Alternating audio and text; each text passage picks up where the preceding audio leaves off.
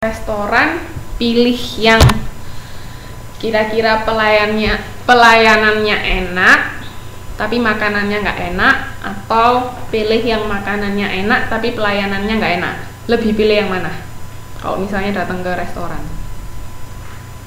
Kira-kira menurut mbak-mbak sama mas-mas gimana? Pilih yang mana?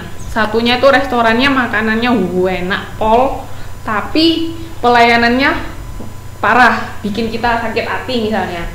Tapi yang satunya lagi makanannya ya biasalah, nggak terlalu enak, sedengan aja tapi pelayanannya enak. Pilih yang mana? Iya, semua juga mau pelayanan sama makanan enak, tapi andai kata disuruh pilih dari dua opsi ini, pilih yang mana?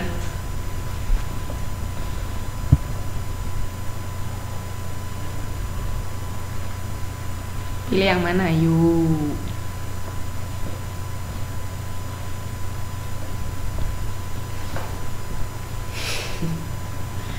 Semuanya nggak mau. Oke. Sekarang kalau dari saya sih, saya mending yang pelayanannya enak tapi makanannya biasa-biasa aja. Soalnya apa? Kalau kita bisa ngerasa nyaman di restoran itu, kita bisa lebih nikmatin makanan daripada misalnya makanannya enak tapi kita emosi sama pelayannya, misalnya ya pelayanannya nggak enak atau kurang apa, kita kan jadi emosi, jadinya makan juga nggak bisa nikmatin sambil marah-marah.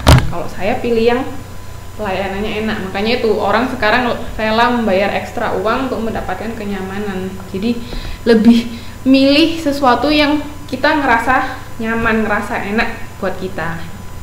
Ya itu, jadi makanya kalau kita berani buka buka perusahaan jasa, kita harus bisa memberikan pelayanan yang terbaik buat konsumen.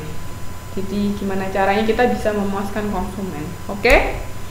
Nah, kalau dari sisi pesaing, ini peluang bisnis jasa yang menjanjikan menimbulkan banyak pihak yang masuk di bisnis jasa. Nah, ya kayak tadi, misalnya salon sekarang sudah banyak kan, restoran juga banyak, hotel juga banyak. Makanya itu karena semakin banyak, karena orang-orang bisa ngelihat peluang kalau bisnis jasa ini bisa menghasilkan untung yang banyak, makanya mereka semua berlomba-lomba bikin restoran atau berlomba-lomba buka hotel atau apa. Makanya itu pesaing ini yang bikin kenapa kok bisnis jasa bisa berkembang. Ada yang mau ditanyakan?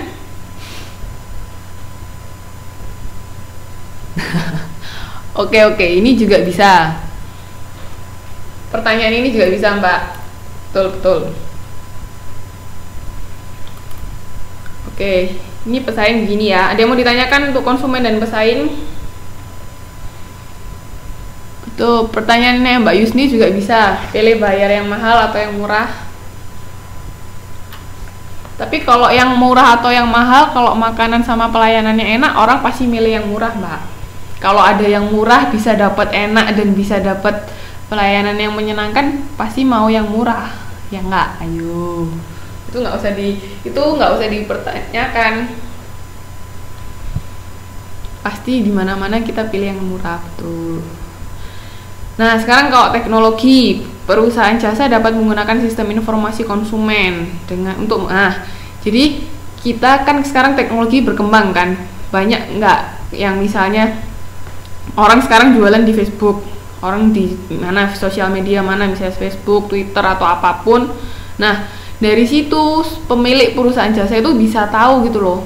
Mereka misalnya bikin kayak grup atau fanpage misalnya ya. Nah, dari situ kan bisa tahu, mbak-mbak bisa komentar, oh di sini makanannya enak misalnya, di sini nggak enak. Nah, dari situ kan kita bisa tahu konsumen tuh kayak gimana pendapat atau responnya sama perusahaan jasa kita. Misalnya, oh saya lebih suka yang kayak begini, saya begini. Nah, itu salah satu keuntungan dari majunya perkembangan teknologi kan. Jadi sekarang nggak perlu yang datengin survei satu-satu, misalnya dari door to door tanya gimana restoran ini enak atau enggak. Tapi sekarang sudah gampang, tinggal diposting di Facebook, semua sudah bisa.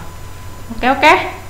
Itu untuk perkembangan teknologi. Nah, kalau globalisasi sama internasionalisasi ini dapat dengan mudah meluaskan pangsa pasarnya ke luar negeri.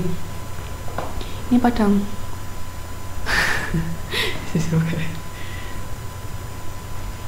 Iya, ini nih di sini nih attendance listnya sekarang di bawah. Jadi saya juga nggak tahu. Ini yang datang ada 13 orang.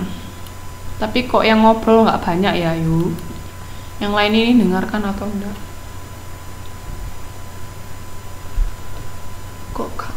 Kok muter? Berat.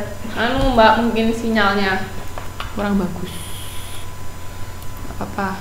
Nanti saya kirim kok modulnya, jangan khawatir. Nah, sekarang itu kan sudah zamannya perdagangan terbuka.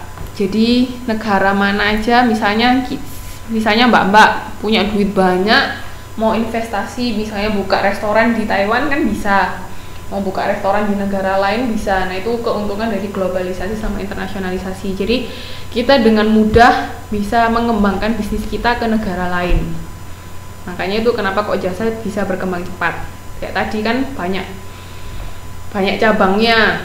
Mbak-mbak kalau misalnya punya usaha restoran, misalnya di Indonesia ya pertama, terus kok udah laku, udah banyak jualnya, dapat banyak modal, baliknya modal banyak, Mbak bisa ngembangkan ke Taiwan misalnya. Di Taiwan pertama di Taipei laku keras, bisa ke tempat lain atau bisa ke negara lain juga. Nah, bagus itu Mbak Rindi. Bisa. Oke, silakan. Kalau punya bakery store tambah kok story. Store apa story? Nah, itu kalau misalnya bikin toko kue ya, Mbak sudah punya modal misalnya di Indonesia. Terus sudah terkenal misalnya Rindi Bakery apa misalnya kan, sudah punya nama terkenal. Nah, Mbak dengan gampang bisa mengembangkan bisnis ke luar negeri. Kayak contohnya aja deh, yang asli Indonesia itu apa ya? Baba Raffi, pernah dengar nggak Baba Raffi? Makanan Turki kebab itu yang di Indonesia. Ada yang pernah tahu nggak Baba Raffi?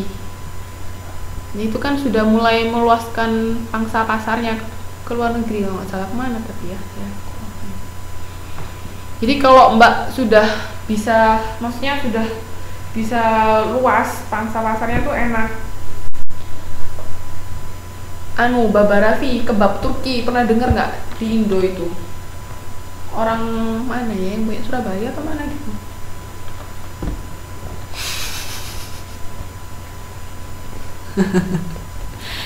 Nah, itu kan kalau sudah punya, sekarang juga zamannya franchise kan banyak, misalnya kayak apa ya, contohnya kayak 7-Eleven sama Family Mart itulah, itu kan franchise. Jadi kita tinggal jual kayak nama aja ke orang tinggal beli pakai nama itu, bisa dijual, Mbak bisa dapat duit banyak.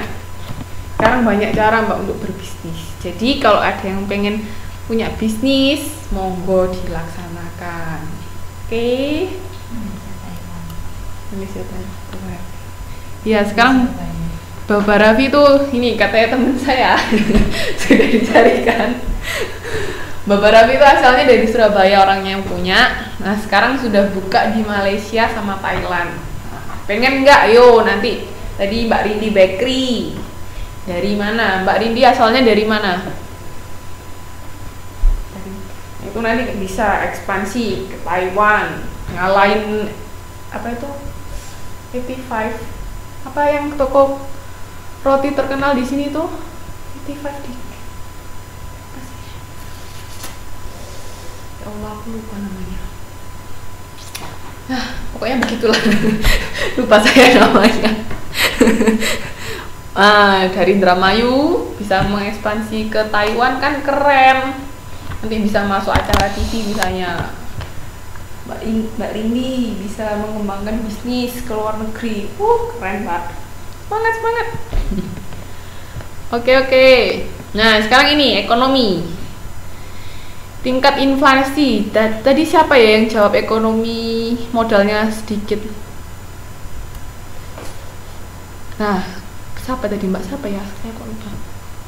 Nah, kalau ekonomi itu bukan karena modalnya sedikit atau enggak, tapi karena ini tingkat inflasi. Tahu nggak tingkat inflasi itu apa? Tingkat inflasi itu misalnya ketika harga-harga barang itu mahal, itu berarti inflasinya tinggi. Nah, Mbak kan otomatis ketika barang-barang mahal kan daya beli itu maksudnya kemampuan kita untuk membeli suatu barang itu kan biasanya jadi berkurang karena harga meningkat.